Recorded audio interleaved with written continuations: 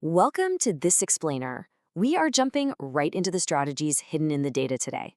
If you're prepping for the TET, the Teacher Eligibility Test, man, you know that pressure is absolutely real. But hey, today we're totally dissecting the most crucial part of this exam, child development and pedagogy. We're going to use actual exam materials and foundational texts to build you a clear, foolproof blueprint for success. So, I gotta ask, are you ready to crack the TET exam?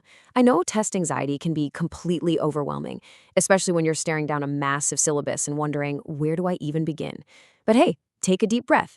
Today, we're swapping out all that anxiety for a totally evidence-based roadmap. We are gonna look at the exact data, the real questions, and the core definitions you absolutely need to master this section. All right, here's our strategic blueprint for today. First, decoding the TET syllabus. Second, analyzing previous year questions. Third, a deep dive into the core concept of inclusive education. Fourth, understanding learning disabilities. And fifth, key educational policies. Okay, let's kick things off with Section 1, decoding the TET syllabus. You know, when you really strip away all the heavy academic jargon, the syllabus is essentially just the logical timeline of a child. It kicks off with growth, maturation, and cognitive development, basically how a kid's brain and body actually change over time. Then we look at individual differences, because let's face it, no two learners are exactly the same. From there, we transition into how we actually measure that learning. That means distinguishing between formative and summative evaluation, as well as assessment for, of, and as learning. And finally, we really have to wrap our heads around inclusive education and learning disabilities. Honestly, pedagogy isn't just dry theory. It's the practical, everyday study of how kids actually learn and develop. Now think about the very first thing you'll face when you sit down in that exam hall. Part A is entirely child development and pedagogy. We're talking 30 mandatory questions, carrying 30 absolutely crucial marks. You literally cannot skip this. And trust me, you cannot just guess your way through it. It is the absolute foundational key to unlocking a passing grade on the TET. Moving right along to Section 2, analyzing previous year questions. Let's move from theory straight into reality. We always say show, don't just tell, right? Take the actual 2022 paper, for instance. It uses a bilingual format, English and Bengali side by side, which is super helpful for clarity. Take question 7, for example. Falling down on a floor, a child started to hit the floor out of anger. What type of thinking is reflected here according to the theory of Piaget? The answer there is animistic thinking. Then there's question 13, testing Piaget again, but this time on reversible thinking with water freezing and thawing. And right after that, question 9 hits on Kohlberg stages of moral development. So what's the big takeaway here? These heavy hitters like Piaget and Kohlberg, they aren't just background reading. They are guaranteed repeated appearances on this test. Mastering these cognitive development theories is absolutely non-negotiable. And check out the very first question on that 2022 paper. It asks, to address the needs of differently abled learners in an inclusive class, which one of the following steps should teachers adopt? The correct approach is focusing neutrally to treat all children fairly while still addressing their specific needs. This question is actually the perfect bridge for us.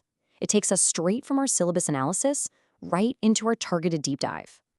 Which brings us to Section 3, core concept, inclusive education. Let's lock in the exact authoritative definition directly from the source texts. Inclusive education is defined as a learning environment that promotes full personal, academic, and professional development of all learners, irrespective of race, class, gender, disability, sexual preference, learning styles, and language.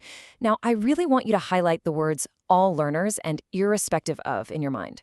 Because you see, the traditional model excluded or segregated students who were lagging behind or differently abled, but the inclusive model, it brings absolutely everyone into the exact same classroom, side by side. To really visualize who these policies protect, we can categorize the target groups based on our textbooks. On one side, we have marginalized groups. Historically, this includes women, as well as scheduled castes, scheduled tribes, and Dalit communities. On the flip side, we have the differently abled, which encompasses individuals with physical, sensory, or psychological disabilities. Understanding these categories is super essential. Why? Because exam questions love to present case studies involving a student from one of these very specific backgrounds. So, the core principles of inclusive education outlined in the texts include providing learning opportunities for all students, the principle of integration and coming together, the principle of equality, exploring multiple identities, and actively promoting social justice. Remember, as future teachers, these are not just bullet points to blindly memorize for a multiple choice test. These are the foundational pillars of an equitable teaching philosophy that you are fully expected to bring into your future classrooms. All right, let's jump right into Section 4, Understanding Learning Disabilities. We really need to draw a hard line between these two terms so you never lose easy marks here. Dyslexia is language-based.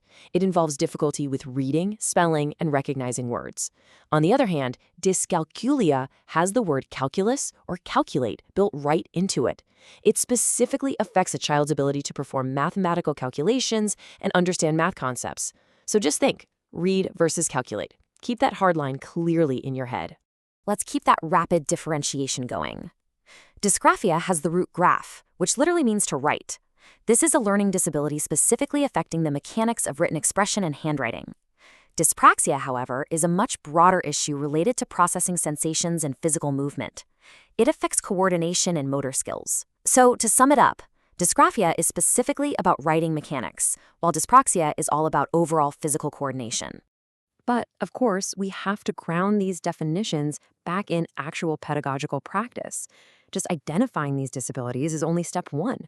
The sources make it very clear that actually addressing them in an inclusive classroom requires real systemic support. Specifically, that means having teachers who are trained in special education methods, specialized and adoptable curricula, and the proper physical infrastructure and materials to support these students' daily needs. Moving on to our final segment, Section 5, Key Educational Policies. Okay, here is the chronological timeline of major legal provisions for inclusive education that you absolutely need to commit to memory. In 1986, we have the landmark National Policy of Education. Then, in 1992, the Program of Action was introduced. After that, in 1995, came the highly tested PWD Act, or Persons with Disabilities Act. And finally, in 2006, the National Policy of Disabilities was formed. Let's look a little closer at the two that are most frequently tested. So, the crucial thing to remember about the 1986 National Policy of Education is that it was a massive foundational shift. It placed a huge emphasis on equality, specifically targeting women as well as the ST and SC communities. It focused on free education ranging from primary all the way up to college levels for certain groups. On top of that, it mandated specialized teacher training and aimed to physically remove barriers in schools so special learners could finally be integrated. And then we have the PWD Act of 1995. Listen, if you take away just a few nuggets of exam trivia today, please let it be these. The 1995 PWD Act guaranteed equal opportunity and, importantly, mandated free education for disabled children, specifically up to 18 years of age. It also officially recognized 21 specific types of disabilities under the law, everything from blindness to hearing impairment to multiple disabilities. Plus, it pushed for practical support like providing uniforms, books, and transport facilities.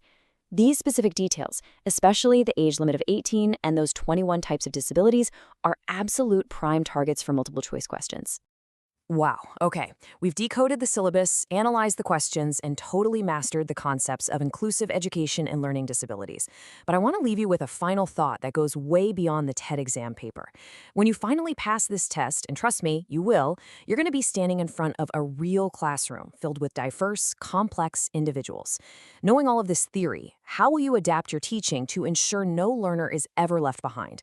Hold on to that vision, let it drive your studying, and I'll see you in the next explainer.